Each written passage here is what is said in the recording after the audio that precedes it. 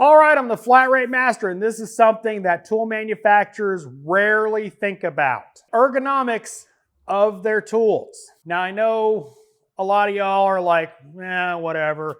But the fact of the matter is being a technician is hard on our bodies, especially hard on our hands, and stuff we have in our hands all the time, well, hurts them. So let's talk about some of the things that tool manufacturers can improve by just designing stuff around the human body. Now, of course, there's variables with that. You know, I use my hands as an example. I got big hands. I don't have the biggest hands, but I definitely ain't got the smallest hand. But I see a lot of issues with tool ergonomics. I talk about ratchets and the need for them being a very personal item that you need to have your hands on and actually, use. And while I love my Matco ratchets, and the handle is as ideal as I've found for my little chunky hands, it's still not that ideal. What I mean by that is, yeah, they've got this pummel at the end, but they've got this little chunky bit at the top, and that's where my thumb goes. Because again, this is a 3/8 drive ratchet, and as you can see, my thumb is not able to comfortably sit anywhere with this ratchet. It's a design flaw. Now, again, this is the most comfortable ratchet I have found for me. Saying it's glorious or anything like that, I'm just saying it's the most comfortable ratchet for me, and I like the locking head thing. It is a design flaw because my thumb is pushed out by this bulbousness. Instead of being able to curl more closely around, like that, and not have it, well, sticking out. Because you know what happens when you, break something loose and go, funk. Getting it as close to the handle as possible is better for a grip. But again, it sticks into my knuckle. It's not ideal. Now, of course, this Astro is, unbearably uncomfortable and has no ergonomics. And again, I'm going to use my hand as a demonstration. Here is the handle of this ratchet. And as you can see, all the way down, my hand is basically above where the grip is. That's not ergonomic either. And that's a huge problem. It bothers me that manufacturers spend all this money designing tools and then kind of just throw the, hand part of it where you're going to touch a hand tool and not even think about it. Now, another example I can think of horrible ergonomic design, and the old timers will probably remember this, but a lot of the young kids won't because they've been long discontinued. But Mac used to have a rebranded Ingersoll Rand Impact that had a thumb grip for a right-handed use of the tool. So you had a thumb rest. To give an idea, you had your thumb right here and you had a metal cast into the thing that supported your thumb. That's great. Ow.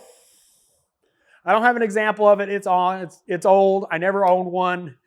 I always thought it was stupid because I use my left hand a lot. But regardless, it was a bad design. But they did it so they'd be exclusive, even though they were selling the same Ingersoll Rand, just with a different case that I owned. It was an Ingersoll Rand 244 rebranded and reshaped. But on that same note, Milwaukee. I'm gonna give Milwaukee some problems. Because while I have big, chunky hands, and their grips are generally comfortable for me, if you have a smaller hand, the M12 line can be less comfortable to use. When I was talking to Humble Mechanic, he doesn't prefer M12s because he has smaller hands. Not picking on the dude, I'm just saying. He's got smaller hands. I joke with my daughter because she has little baby hands. I'm not even sure she could hit the trigger on this. She's got little baby hands. She's 20, by the way. What I'm saying on this, though, because of the design of this tool, makes it less ergonomic for people with smaller hands. Now, for me, it's not an issue, but you have to design tools for every user. And while every user is not going to be possible to design for every user, you have to have it as wide of a range as you can.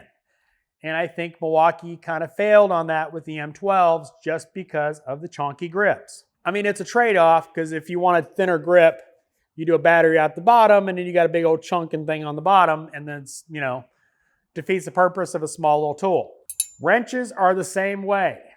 Now, I've talked about these old Mac knuckle busters. This is the I think I've only got 2 of these. I still need to replace this, but anyway, there's nothing wrong with the wrench other than it's flat. If you look on it, it's a flat edge. And when you're pushing really hard on this, that's the biggest complaint with this style wrench is you have a big old flat part that you're pushing on that digs into your hand versus like a Snap-on or some other manufacturers that have a much more rounded edge that's smaller. Your mileage will vary on what you prefer, but generally a softer edge hurts less. You may have you may have a smaller point of contact, but in general, it's going to hurt less than a big old chunky thing with 2 hard edges. Just saying. But again, not thinking about ergonomics when it was designed. All right, so the next 2 tools, I'm going to pick on Cornwell. We don't have a dealer anymore, so I can't get these warranties. Keep in mind, this pick is one of my favorite things ever, but the handle sucks. They wanted to be unique and do this kind of squared off, stupid, chunky thing. It's not great.